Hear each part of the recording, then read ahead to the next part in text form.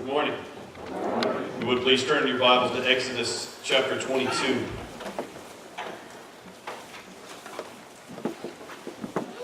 We've been working our way sequentially through the book of Exodus. We have covered in recent weeks the Ten Commandments. We covered that in two different messages. The first six directed at man toward man, the first four directed at man toward God, and the last six directed at man toward man. And then we began covering the covenant law. What that does is, if you take the package of everything that you see in Exodus 20, with the Ten Commandments, then if you look at Exodus 21, you'll see an expansion of those. You'll see them start to grow or be expounded upon. More specific things will be mentioned. So that's what you'll see happening here, and then in one more chapter. Today's topic is crime. And we'll take an interesting look at our comparison from the Hebrew mindset to where we are today. What biblical times, how crime was dealt with, and how we deal with it today. You can remain seated for this. I'm going to read through this chapter for you. This is Exodus chapter 22. I'll begin in verse 1.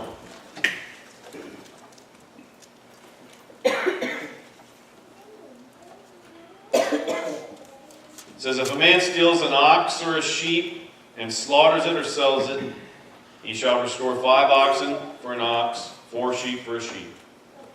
If the thief is found breaking in, he is struck so that he dies, there shall be no guilt for his bloodshed. If the sun has risen on him, there shall be guilt for his bloodshed. He should make full restitution. If he has nothing, then he should be sold for his theft. If the theft is certainly found alive in his hand, whether it's an ox or a donkey or a sheep, he shall restore double. If a man causes a field or vineyard to be grazed and lets loose his animal and feeds it in another man's field, he shall make restitution from the best of his own field and the best of his own vineyard. If fire breaks out and catches in thorns, so that stacked grain, standing grain, or a field is consumed, he who kindled the fire shall surely make restitution. If a man delivers to his neighbor money or articles to keep, and it is stolen out of the man's house, if the thief is found, he shall pay double. If the thief is not found, then the master of the house shall be brought to the judges to see whether he has put his hand into his neighbor's goods. For of any kind of trespass, whether it concerns an ox, donkey, sheep, clothing, or any kind of lost thing which another claims to be his, the cause of both parties shall come before the judges, and whomever the judges condemn shall pay double to his neighbor. Verse 10 says, if a man delivers to his neighbor a donkey, an ox, a sheep, or any animal to keep, and it dies, is hurt, or driven away, no one seeing it, then an oath of the Lord shall be between them both, that he has not put his hand into his neighbor's goods. And the owner of it shall accept that, and shall not make it good. Verse 12 says, but if in fact it is stolen from him, he shall make restitution to the owner of it. If it is torn in pieces by a beast, then he shall bring it as evidence, and he shall not make good what was torn. Verse 14 says, if a man borrows anything from his neighbor, and it becomes injured or dies, the owner of it not being with it, he shall surely make it good. If its owner was with it, he shall not make it good. If it was hired, it came for its hire. Now, verse 16 is a transition in the chapter. It's going to cover the moral and ceremonial principles. Here's what verse 16 says. If a man entices a virgin who is not betrothed and lies with her, he shall surely pay the bride price for her to be his wife. If her father utterly refuses to give her to him, he shall pay money according to the bride price of virgins. You shall not commit sorcery, or you shall not permit a sorceress to live. Verse 18 says, whoever lies with an animal shall surely be put to death. He who sacrifices to any god except the Lord only, he shall be utterly destroyed. He shall neither mistreat a stranger nor oppress him, for you are strangers in the land of Egypt. You shall not afflict any widow or fatherless child.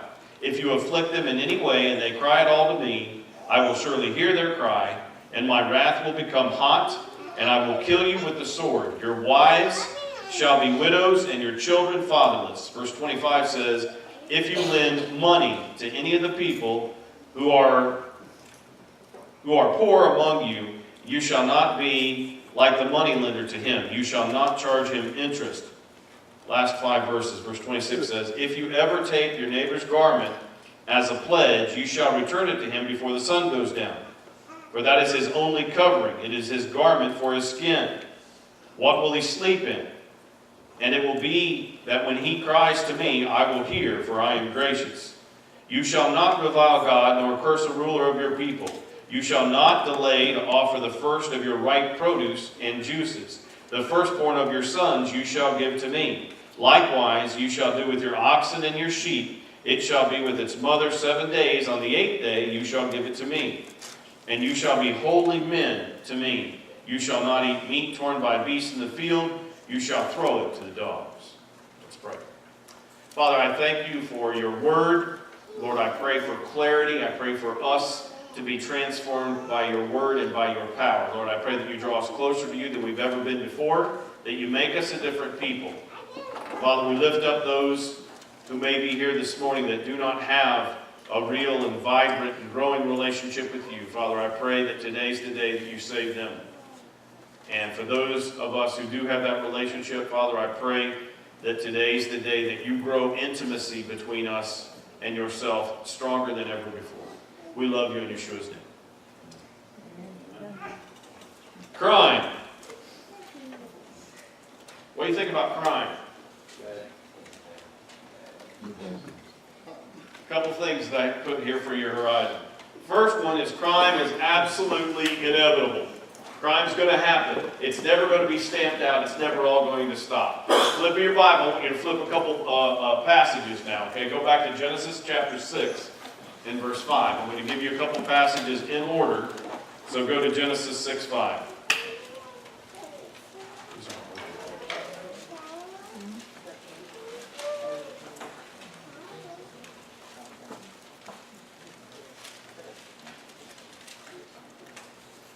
This is 6 chapters into God's creation. Okay, 6 chapters in. So not very long. But by the 6th chapter, depravity is just the absence of anything good. Depravity is wickedness unleashed. Pure evil is what depravity is. Depravity by the 6th chapter of Genesis is running wild. It's rampant all over the planet. Look what Genesis 6:5 says. The Lord, this is Yahweh, saw the wickedness of man was great in the earth, and that listen to this, every intent of the thoughts of the heart of man was only evil continually. So what God is saying by Genesis 6:5 is that every thought, every intention of the human heart had gone and bent toward evil. So all we were doing as the human race was conjuring up more creative ways to harm one another, to get what we want, to feed our anger, our lust, or our selfishness. Evil. Okay? Running rampant. Now remember, we're in Exodus 22. And this is all the way back in Genesis chapter 6. Okay, so flip to your right to 2 Chronicles chapter 33. So go to your right, 2 Chronicles 33. SKC. Samuel, Kings, Chronicles. And when you find 2 Chronicles 33, look at verse 9. It says, so Manasseh seduced Judah and the inhabitants of Jerusalem to do more evil than the nations whom the Lord had destroyed before the children of Israel. So by 2 Chronicles, it's saying not only is Israel wicked, but it's more wicked now than all the rest of the neighbors. So all the people who didn't have God, the people of God were now, listen to this, the people of God are now worse than the nations who did not worship God or who didn't have God. So imagine that. The people, the pagan nations, are now better than the Israelites. They're in a bad spot. Turn to Job chapter 14 to your right. Right before you get to Psalm. Turn to Job 14. And verse 4. Job Job 14:4 says, who can bring a clean thing out of an unclean? No one. What Job is struggling with here is, we're all dirty. Who can bring cleanliness out of something that's dirty? None of us can do this. See, Job is drowning in the reality of his own depravity. Tough. Flip one chapter to the right. Job 15. And we'll go down to verse 16. It says, how much less man who is abominable and filthy, who drinks iniquity like water. Here's the picture. The picture is this thirsty person, the psalmist here, this thirsty individual that takes up this jar of water and begins to drink it down. And the psalmist, or Job, is saying here that that mankind picks up sin like a glass of water and drinks it down into us. So it flows through our veins. It's in our thoughts. It's in our mouths. It's in our eyes. It's in our ears. It's everywhere in our body. It runs through us. Now, go back to Exodus 22. Now, in Exodus 22, you've got Moses dealing with 3 million people. 3 million people that are racked with sin. What would you do? God, through His sovereignty, decides to mete out the law through Moses. In other words, He's going to dispense the guidelines for His people. So here's what He's giving us. He's giving us guidelines to follow. Not just this big club where you're going to get hit over the head if you do something wrong. These are guidelines to follow. Mostly what you see here are preventative measures. The Lord's trying to prevent bad behavior in the lives of His people. Okay, so it's far more driven toward restoration than retribution. It's far more driven to bringing people together, making someone whole, than it is destroying or punishing somebody who's done something bad. There's a little bit of both. Okay, look at Exodus 22 and verse 1. The first 5 verses deal with defrauding or stealing something from someone. Here's the principle. If you steal something from someone else, you're going to repay it 4 or 5 times over. So there's going to be a harsh penalty. So if I steal, now remember, this was an agricultural people. They're becoming an agricultural people. So livestock was their valuables. They didn't have 401ks, right? They had livestock. So when someone stole someone else's livestock, this is a major issue. So these people, if you took one of their sheep, then you're caught. You've got to replace it with 4. Now, once you replace it with 4, you're good. In other words, you're not permanently punished. In fact, in their culture, you would not be permanently punished unless you're what we would today call a repeat offender. So if you were to go and steal the sheep again, and again get caught, then chances are you're going to be subject to a more severe penalty, a more severe restriction. Okay, go to verse 6. So if you start down in verse 6 and 7, that deals with dishonesty. It deals with what happens if you destroy somebody else's field. If you go down to verse 9, if there's any kind of trespass that happens, both parties shall come before the judges. So verse 9 says that no matter what the dispute, everyone's coming before a judge. Okay, flip your horizon over. If you look at that graphic or that picture there, what you see is people coming together before a judge or before a magistrate to argue their case, to plead their case. The point is, we don't decide this ourselves. We go to an independent, non-biased, legal mind that's a third party, right? That's what is recommended here. It's not personal retribution. It's not personal revenge. Personal revenge was never part of Israel's code or God's guidelines to His people. Okay, then if you skip down to verse 16, this deals with specific depravity in people. Okay? It's going to sin when it happens, and I don't remember if I put this on your horizon or not, but sin when it happens, three things are involved. Number one, it affects relationships. All sin is against someone. All of it. Even sin that's private, nobody knows about, that affects other people, but it's at least toward God. Now, most of the sins that you see committed here were sins that they committed toward another person, toward a brother, toward one of their neighbors, right? Can you imagine living side by side with your neighbor and not being able to trust your neighbor? Anybody ever had your neighbor, had trouble with your neighbor? That's rough. You ever have conflict with your neighbor, that's a bad deal, right? Because they're right there.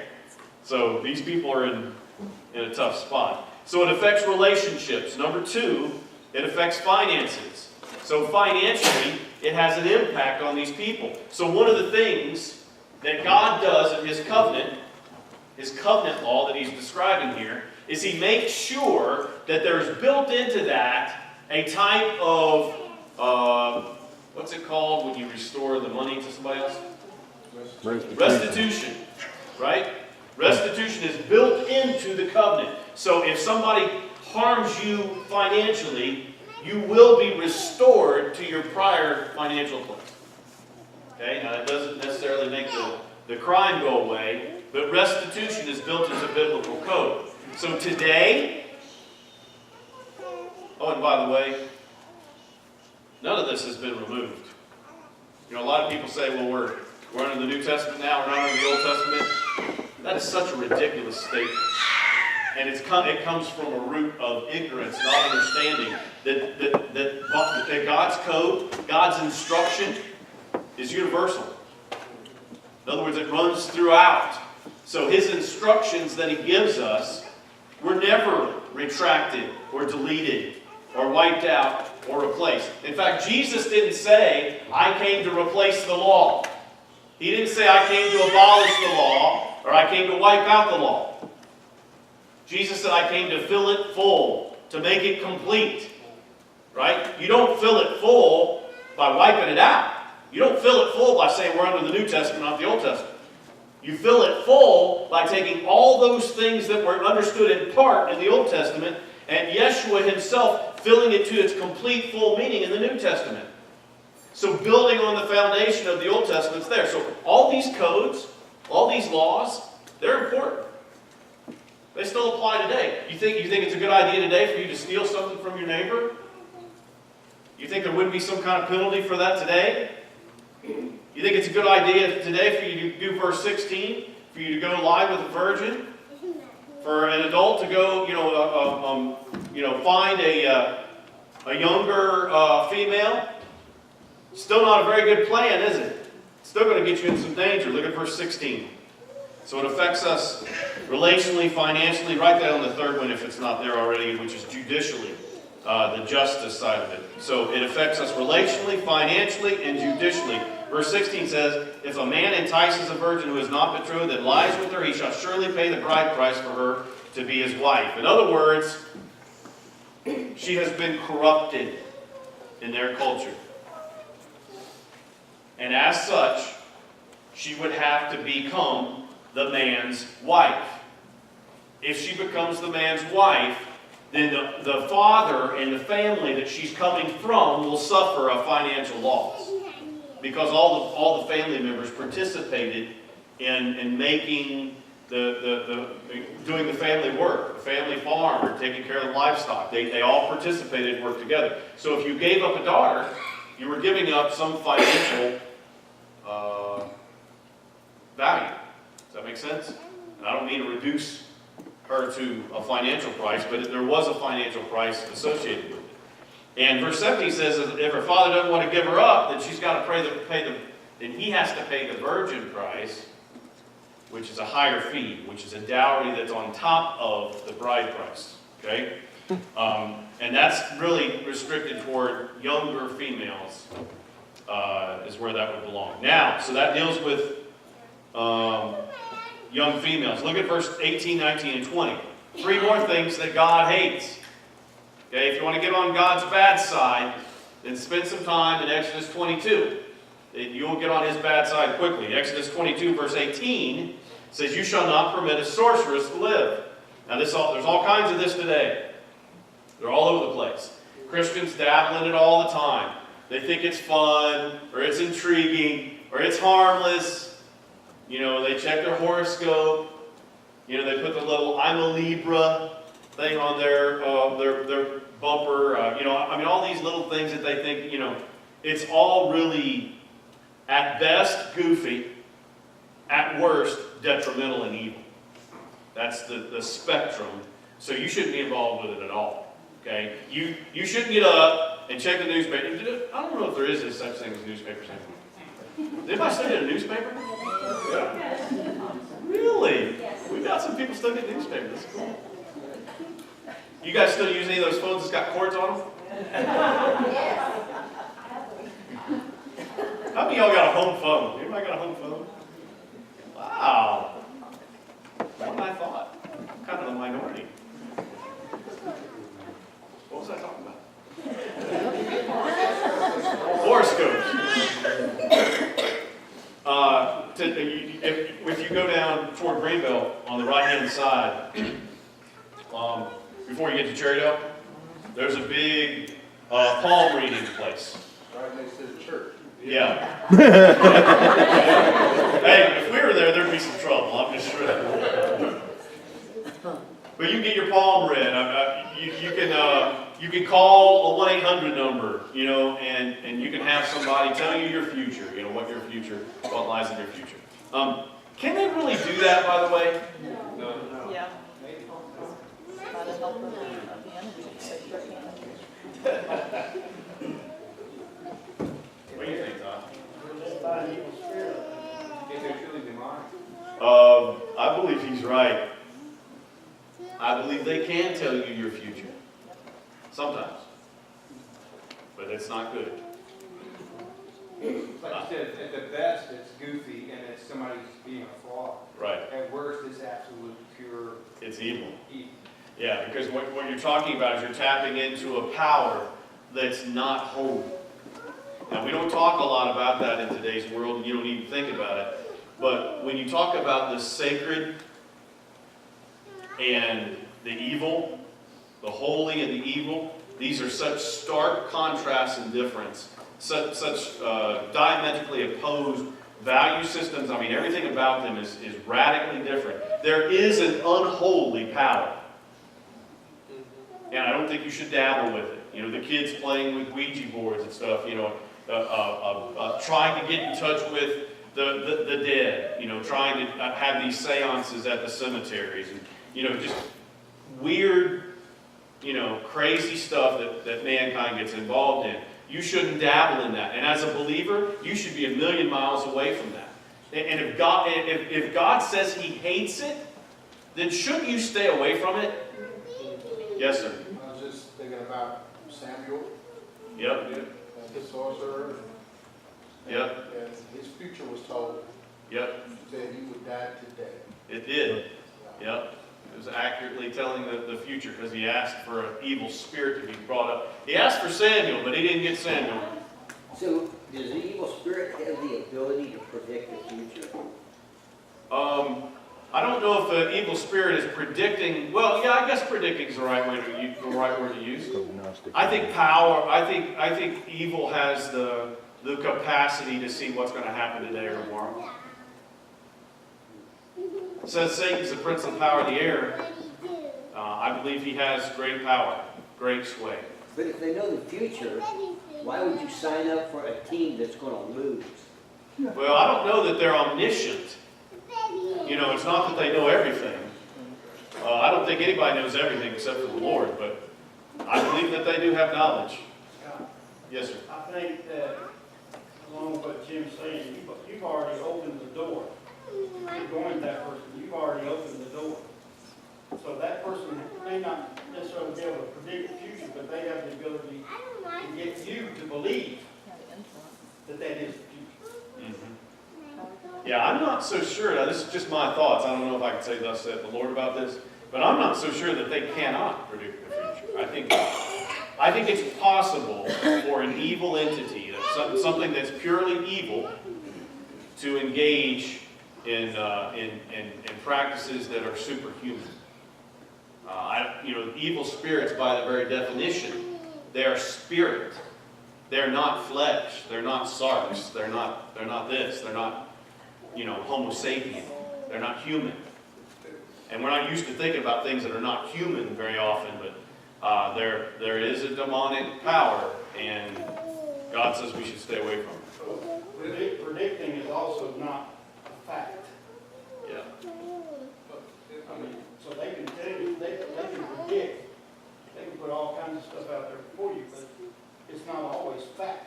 Right. Just look at the weather predictions. Yeah. Yeah. So, Yes, sir.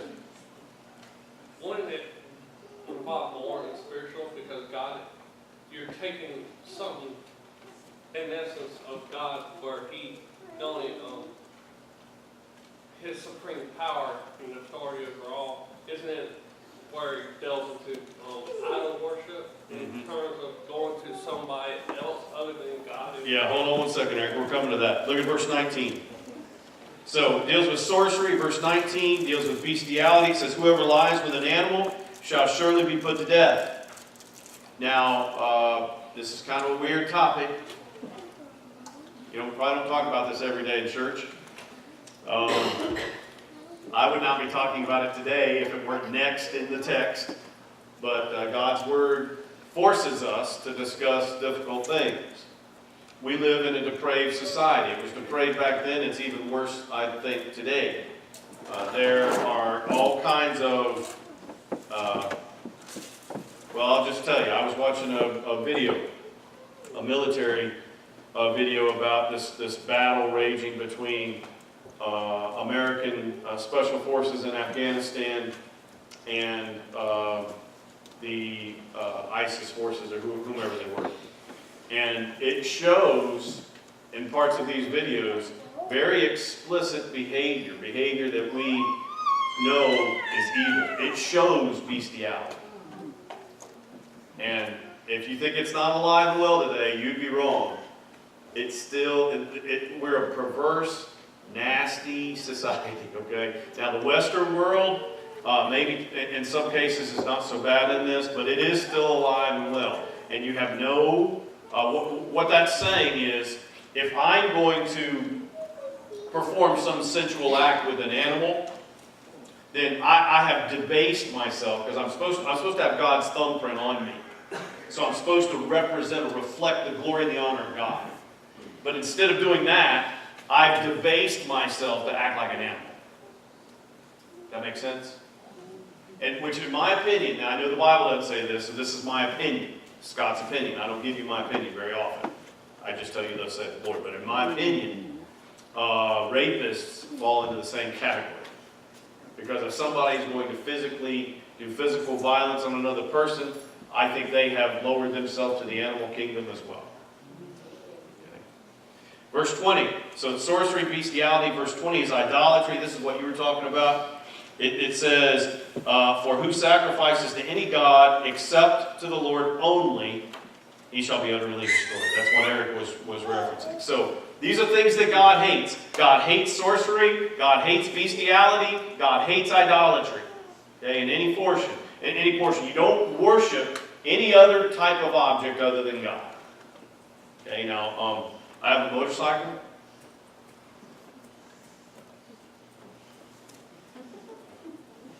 That's a part? And it's okay now. It's going to be beautiful soon. And I really, really like that motorcycle. Just don't be praying to it. I have this humidor. And it's probably not the most spiritual thing to talk about. A humidor is this fancy, cedar box that you keep fine cigars in. Well, I have this humidor. It's got this glass inlaid top. It's got 2 trays on the side. It's got its own self-contained moisture unit, so it keeps it at the right level.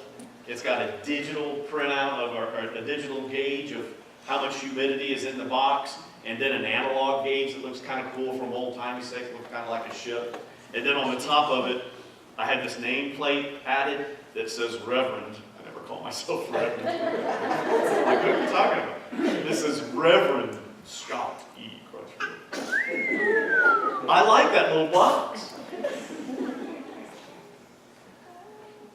But I don't idolize them. And one day they're going to burn up.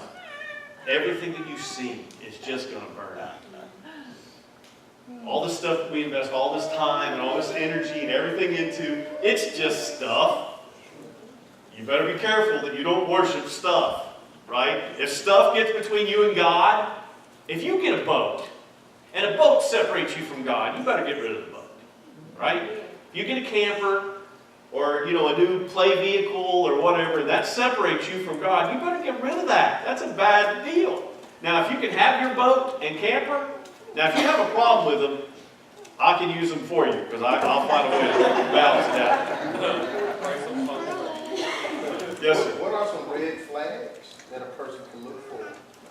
Anything that's taken our attention away between us and God. I think, if God owns our affection, so everything that we have and everything that we're supposed to be drawn to and love, our heart of worship is supposed to be drawn toward Him.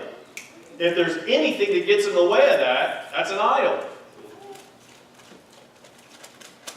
So don't let anything get in the way of between you and your love for the Lord. Okay, look at verse 21 through verse 27. This is the next section. God names 4 different groups of people that you better not mess with. You should skip this next part. I should. The money lenders and the interest part. Oh, yeah. Says the beggar. Okay, look at the first one, verse 21. God gives us the first of these 4 groups that you better not mess with, and that's the stranger. If there's someone that's a visitor or someone that's not connected, you better not mistreat them. God will get you for that. The second group are the widows in verse 22. If you have somebody that's a widow, you better take care of them. And by the way, churches are responsible for widows. Now, I'm not going to try to be ugly here, okay? I'm being kind. I have nobody in mind. My mind doesn't even think that way. If I had a problem with an individual, I would never do it publicly. The only time I'd ever address you publicly is if there was a public offense that was committed, and then I would let you know privately before the public meeting, if possible, what was going to be discussed, and we would handle it publicly if it's a public sin. So I don't call people out, okay? So don't ever think that Scott's talking about me, not from here. That cheapens the gospel. Same reason why I don't talk about politics. In my view, it cheapens the gospel, okay? I don't care who you go vote for. You should vote your conscience. You should vote what Scripture says, right? So I don't get involved in those kinds of things, and I don't try to publicly humiliate or go after people. So I'm not doing that. However, if you're a widow, and you've been married 4 times, that's different biblically than a widow who's what's called a widow indeed, biblically speaking, which is someone who's been married to their marriage partner for some length of time, some extended length of time, and then that person, that person's spouse dies. Then that widow is the responsibility of the church body. It's a tall responsibility, but the church is supposed to take care of that. And a lot of these offenses should never go to the court system. We should take care of it. If we find somebody that's stolen from somebody else, we should handle that. If you have a child that's acting out in school, we should handle that. If you've got a spouse that's gone off the deep end, then the authority of the church body. Now I know we don't talk about this a lot because I'm not a Mr. Control guy. That's not me at all. I'd rather not be in control. But the authority or the headship of the church is responsible for marriages. So if your marriage goes south, or you can't resolve something with your spouse, you should be able to bring that to the body. And the body should be invested in helping you care for that. So it should be preventing crime and steering us away from crime. That's what should be happening with the church today. So a widow is looked after. The next one is a fatherless child. If you got a child that doesn't have a dad, you better not mistreat them. The fourth category, verse 25, is if you lend money to any of my people who are poor among you. You shall not be like Mark and charge him interest. If you are doing business personally with somebody, now here's my recommendations, okay? Now, I know some of y'all are Dave Ramsey fans, I am not, but I know many of you are. And what Ramsey says, and many financial experts, is if you're going to lend somebody money, you're better off to make it a gift. Because if you loan it, then what you've just done is you've changed the nature of the friendship. Now there's an indebtedness. And I know this from personal experience. It changes the nature of the friendship. So you're better off to just give it. But if lending money is part of your job or how you make your income, if you're, what's that called? People that loan money on the side? Loan shark. Loan shark. You're a mark Is there such thing as a good loan shark? Oh. If you're going to lend money, don't charge interest. Now, if you go to a financial institution, obviously that's how they make their money. That's what they do. But you as a person, you individually, don't do it. Don't take advantage of anybody. That's what all this is saying. Don't take advantage of people. When somebody is vulnerable, don't take advantage of them. Do the right thing, even when no one's watching, when no one's around. Okay, the last section, verse 28, says, you shall not revile God or curse a ruler of your people. Now, you know, I've used this verse with folks before that have been trashing the government, and trashing the governor, trashing the president, and, you know, everybody else. Everybody's always unhappy with everybody. You have to be very careful about that.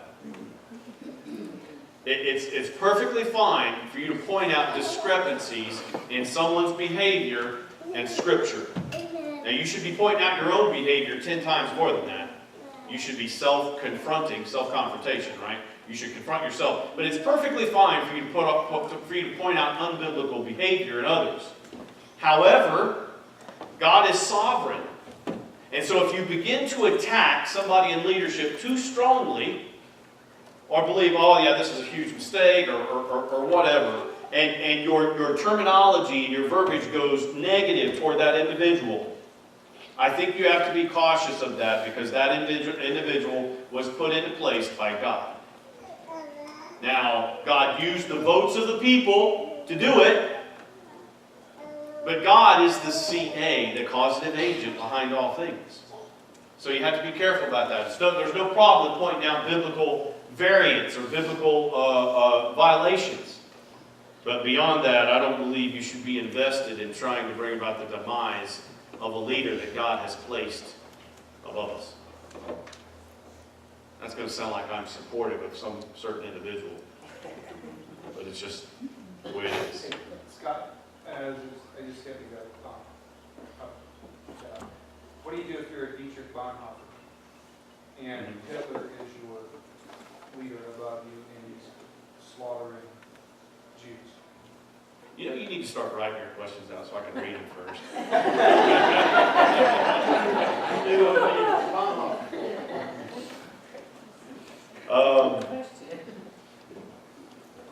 I don't know that he had much choice. But I mean, if you did have a choice, I guess if the emperor is Hitler, I guess you have to respect the law.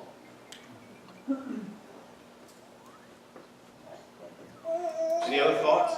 Yeah, in the book of Jude, when it speaks about the angels wrestling with Satan over the bones of Moses, Yeah. it says that he didn't even raise a railing accusation against them, even though they were, even though it was Satan. You know what I mean? So he didn't come against Satan verbally, So I think it just kind of all boils back down to, person who God has put in place is who God has put in place. And if you're coming against him verbally, what you're doing is disagreeing with what God has done, because he is sovereign. But that angel did come against her physically. Yeah, but he didn't verbally say. I'd like to have that angel around when I need help. I know, that's right. like to know the weapons of our warfare are not carnal, There you go. but mighty for the pulling down of strongholds. That's right. I think in a case like that, Bonhoeffer was unsuccessful in that mission. If people had prayed, and I know me personally, I would, yes, definitely want to take him out. Let's go. I wanted to do that first. But if we pray, you know, he said, if my people, who are all by mine and humble themselves and pray and, you know, seek God, That's right. then he does it. With prayer, we are acknowledging his sovereignty. He's allowed this person to come in or caused this person to be there for a reason. But if his people cry out and, you know, in sincerity and ask him to intervene. Yes. Yes, ma'am. I think of Nebuchadnezzar. Yep. Yeah, I don't think that he would be a person I would vote for if I Probably not. had that opportunity. And yet God put him in there for a very specific purpose. Yeah. And when that purpose was fulfilled, he took him out. And by the way, I think your attitude, your approach, I'll say this and I'll wrap things up for you all, but your attitude, your approach about this should be very positive because you serve a massive God, okay? You serve a powerful God. So I don't want you to drift into fatalism or determinism like, oh no, everything's just determined, we're just robots following God's plan. That's not the case. God is all powerful over all things, which means no ruler has ever been appointed without God's permission. It's even a little stronger than that, but I don't want to mess with you, okay? So God permits any ruler to be in place. However, that there's no restriction against us or prohibition against us doing everything that we can as a believer to fight for what we believe in. I think you should do that. I've never been a protest kind of guy. I'm not real big into that. I think you cause more influence by being a Christ-like believer in other people's lives rather than doing that. Yes, sir. Scott, I don't want to bring this up. I know you and I kind of disagree on this, but we don't have Hitler. Our nation is different than everything else in history because our government is sitting here. You're my government. We have a different relationship with our government. Our government is our constitution, and we the people. If you say, well, we have to obey Obama, he's the one that's put over us, that's not exactly right in our nation. We have an obligation, we have the gift in our country to remove him. So what laws do you think it's ethical to violate? I'm not saying that we should violate laws, but we have the right to protest. Oh, We yeah, have I an agree. opportunity to protest, and we have opportunities to stand up and speak out, and our nation has been given a higher ability for people to stand up and speak out in protest and not be defying our government. We've got some opportunities to do that. And I think if you would have called out one of the rulers in Jewish time, you'd have stood in the street and spoken out loudly against the ruler.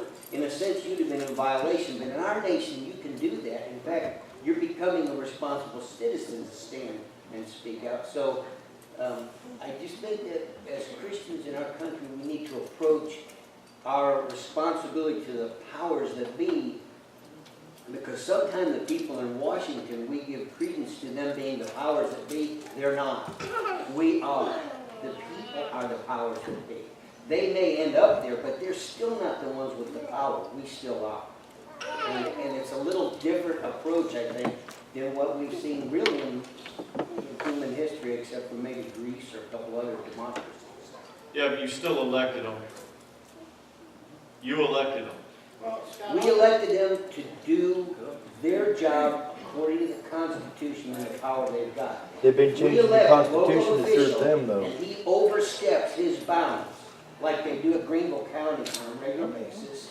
We have the opportunity to walk down and look at our officials in Greenville County and say, you're exceeding the authority that you've got in Greenville County. Gotcha. Todd, what were you going to say?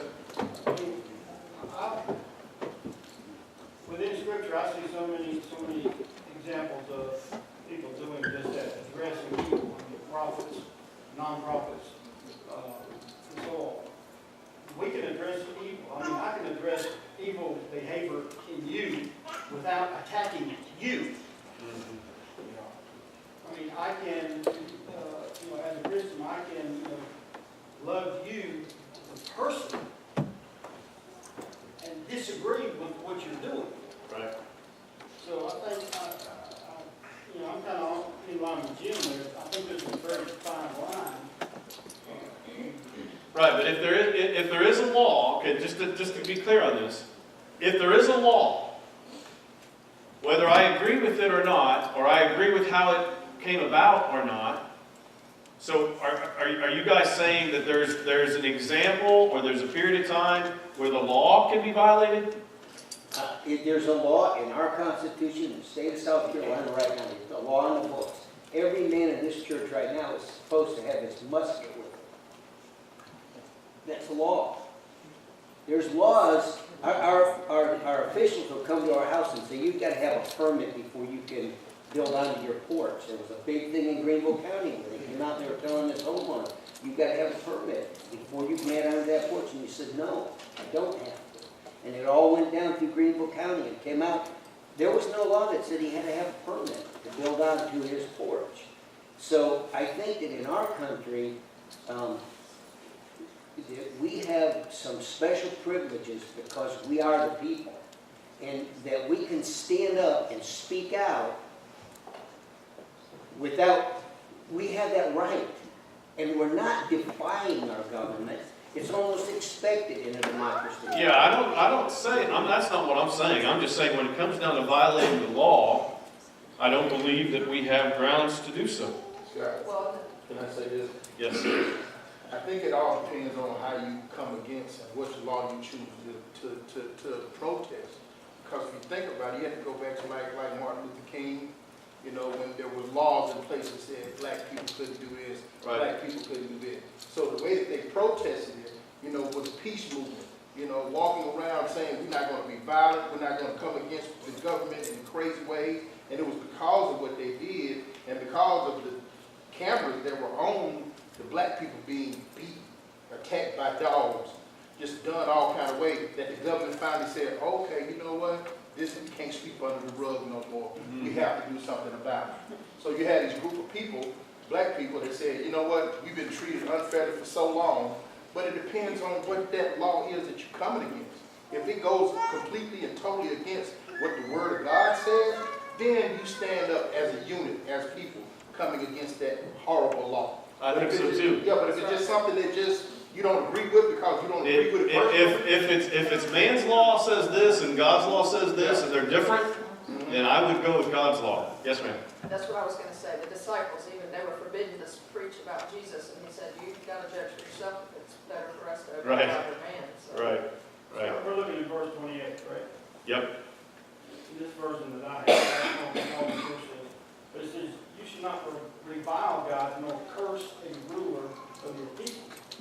Nor curse a ruler, to me, as I read that, and I haven't studied it in depth, but looking at it just as it's written there in that context, that's a personal attack Yeah, against the individual.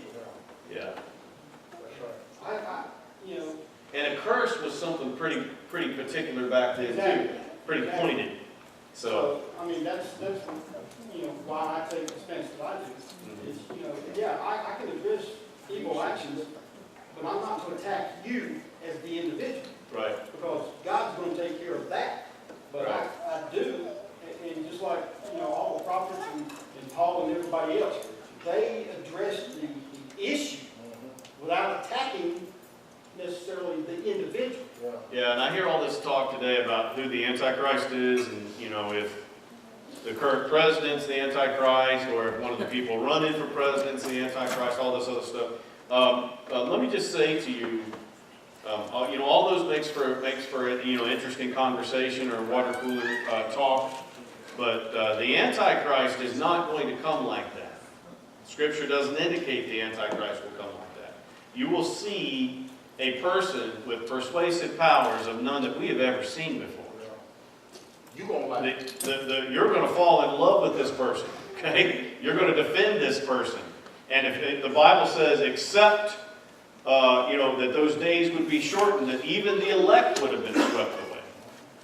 So, if it's somebody that's greatly disliked, it's a pretty good indication that's not the Antichrist. Because the Antichrist is going to have the world under his whip.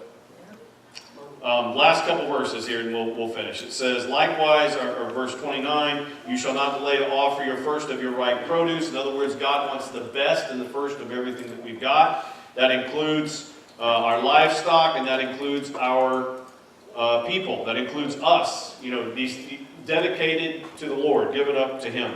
Verse 31 says, you shall be holy men to me. You shall not eat meat torn by beasts in the field. You shall throw it to the dogs.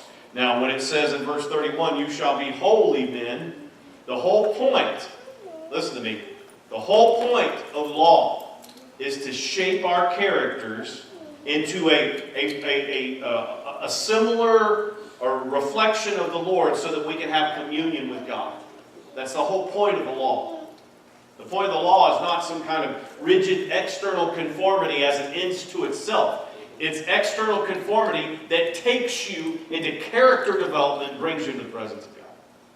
Make sense? Holiness. That's the purpose of all this. Bringing all this together. Don't get caught up in the legalistic side of things. The physical is not an end of itself. The physical is a means to the end. And the end is the relationship with the Lord. Make sense? Okay, now, in front of your pew you should have a connection card. If you're unsure about your spiritual condition, if you're unsure about your spiritual health, we would love to talk to you. So please don't just leave without filling that out. If you're a guest or a visitor with us today, fill that out. Let us have some contact information for you. If your phone number's changed or whatever, make sure that we have a way to get in touch with you. New members class starts in about 20 minutes. So if you have not been through our new members class, then you have not learned the secret code, the secret handshake. So we invite you to come, and our new members class only lasts an hour-ish. So we invite you to come for that. Don't forget the fee for that. Say again? Don't forget the fee they have to pay. Yes. $350 membership.